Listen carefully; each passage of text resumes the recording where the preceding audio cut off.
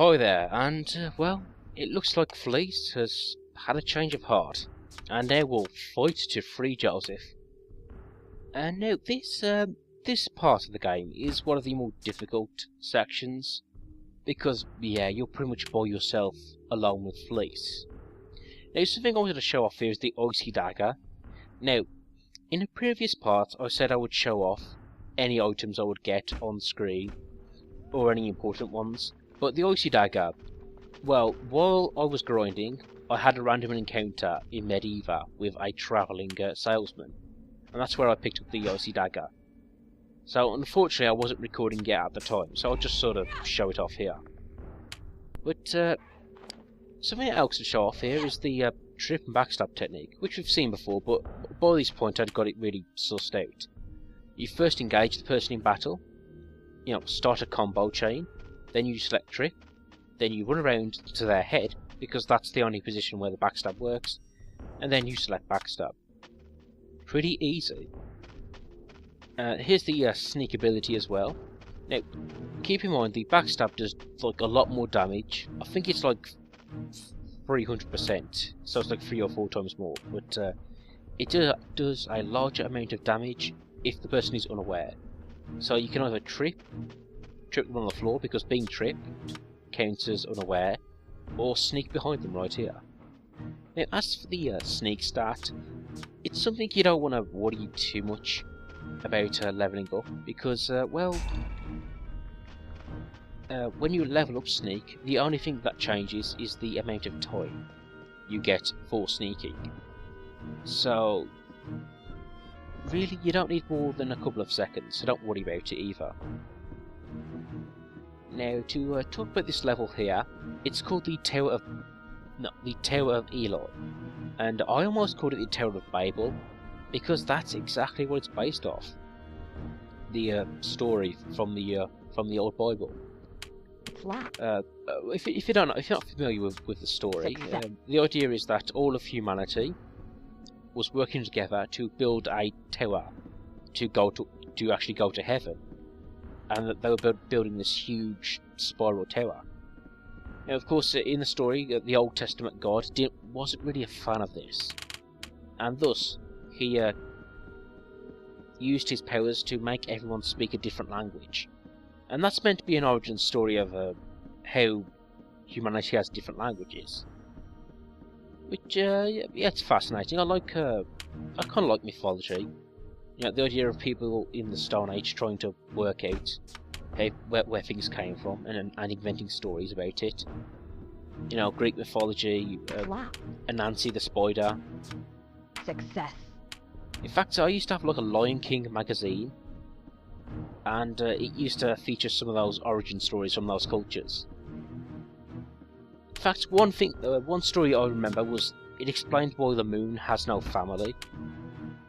No, it explains why the sun has no family, and the moon does have a family, by which I mean the stars. And I found it to be quite a dark story. I can't remember the details, but the story used to start off, both the sun and the moon used to actually both be fiery, with lots of family of stars around them. But the sun tricked the moon into going for a swim or something, and then the moon ended up being all sort of grey and flat.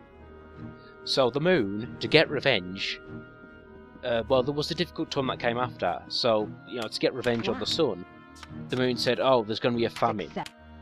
Rather than seeing our families suffer, let's kill them." So the sun killed all his stars, his family, but the moon didn't, which is really dark. The moon's like, "Oh, you took away my sunlight and warmth. I'm going to kill your family, bitch." So yeah, in that origin story, that explains why the sun is fiery and hot, but by itself, and it also explains why the moon is surrounded by its family of stars. A bit off topic, but yeah, I thought that was an interesting sort of origin story here. And to go back to this game finally, the Tower of Babel, the Tower of Eli are both very similar. Except in this mythology, it was the previous 4 gods that climbed the original tower to storm heaven. And now Emperor Morad has got the same idea in his head. Yeah, that's kind of another trope I like in fiction, the Mad King. Like, I'm trying to think of examples like Macbeth or Caligula. Always good stuff to read about. And now, on Felice's abilities, which you just saw there, you can see one is called the aimed attack. And you select the aimed attack, and you get a choice between attacking the legs, the middle, or the head. And I think it does some sort of status effect. Like, presumably if you hit the head, maybe they get blindness. If you hit their torso, maybe they're paralysed. If you hit their legs, maybe they're slow. But I never really bothered with it. It doesn't seem to work that often. I mean, granted, I could have leveled up that ability, but yeah, trip and backstab work out a lot better. Yeah, that's again, that's a sort of a shame with Felice. Too many good abilities. I love the columns here. All hail Emperor Morad. Hail Caesar. Now, Joseph is actually being held prisoner on the bottom floor of this tower. But what you want to do is actually want to head up to the top part, because you need a key first. Now, to talk about this level, I do really like it. I remember hating it the very first time I played. And I think one of the reasons I hated it was because I had leveled up Felice's crossbow ability. Yeah, I had been using her as an archer. Then I suddenly got to this point and I'm like, crap, she needs to be able to use a sword. That, and I hadn't mastered the sort of backstab ability the first time round, so I found this very difficult. I will keep in mind as well, before I told you to buy as many potions and even a few invisibility potions. And that, that was for this point of the game, because you don't have a magic healer. It's really, yeah, you really should have bought some potions for this point. And yeah, I guess it's one of those situations where the first time you play the game, you don't really like it, but the second time you sort of, you know what's coming and you can prepare for it.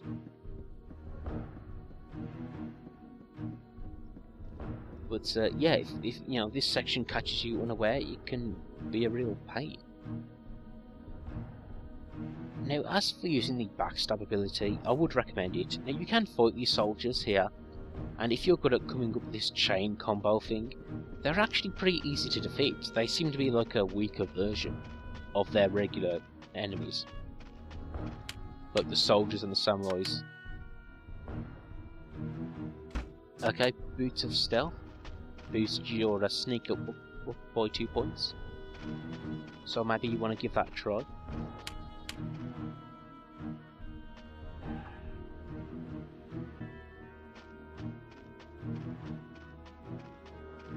Now, something I tried to do when playing this game is I tried to equip 2 swords to Felice. And I'm trying to think, I might be getting her confused with her sequel counterpart. But I think she can use 2 swords. But then again, I tried and she couldn't, so I don't know what to tell you. Now, you don't have to defeat this guy here, but there's a side quest we need to carry out here. And you can see below that slave pit, we're actually getting the key for it right now. Now here we have these sort of slave driver enemies. They're fairly strong, very powerful, and they have a big hammer. But backstab defeats all.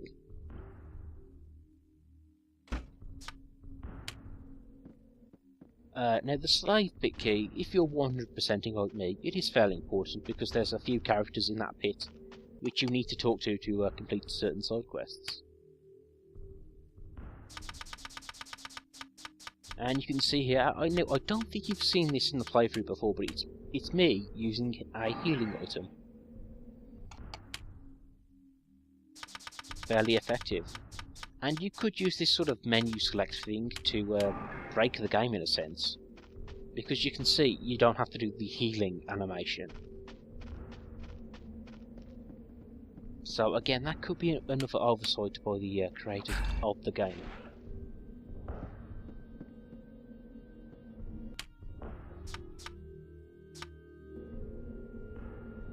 But I was saying before, I do like how each dungeon at least has its own gimmick. In this case, it's like a Die Hard, Mission Impossible sort of thing. Hated it first, but I had real fun just backstabbing these guys. And you can see it does one-shot most of them. In fact, if I had leveled up my backstab ability 1 or 2 points more, I think I would be one-shotting them. Yeah, so essentially for Fleece, you want to level up her sword ability, her backstab, her trip. And I guess if you want to complete the side quests, you need to level up her appraise ability. Because you know, that ability needs to be 10 to appraise certain items for certain side quests. Now the key we're looking for is at the top here in a special hut. Of course, talking to the various characters, they'll tell you that.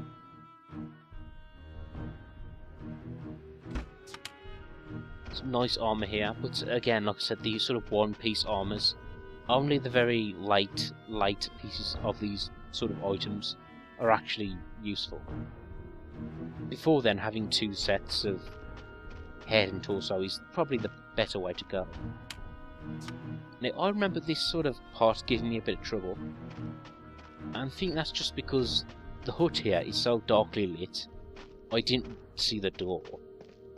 And essentially, I didn't realise you could come inside. Now, you can see here, while you're sneaking, you're sort of pretty much invisible unless you walk directly in front of them. And I should point that out because there is a difference between invisibility and sneaking.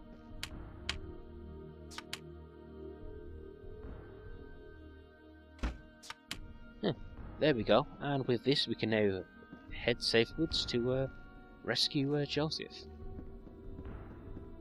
Now, I guess if you want, you can continue on with the level as Fleece and not clear out all the enemies, because it is possible, but yeah, you could probably have to get Joseph anyway. And just a little heads up, you do need to go back this way as well, you know, over the rooftop.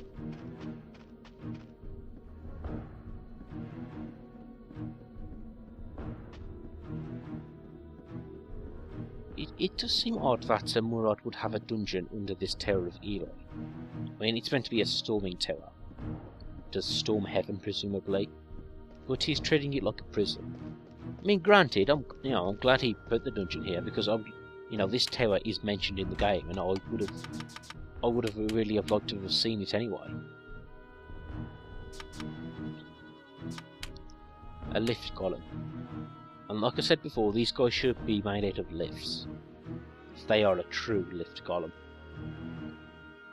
Now, down at the bottom of the dungeon here, there are 3 different ways to go.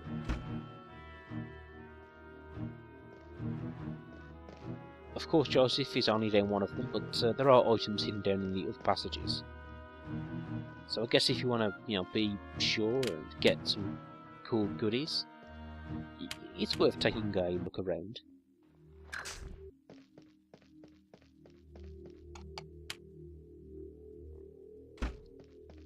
Next thing I should tell you about is that, okay, even on the backstab ability really helps. You want to make sure you don't get outnumbered. Because I found that it's hard to aim a backstab if there's 2 enemies at once. Because somehow the computer won't register it or something. That, and even if you're trying to do this backstab ability, the other person will still be attacking you.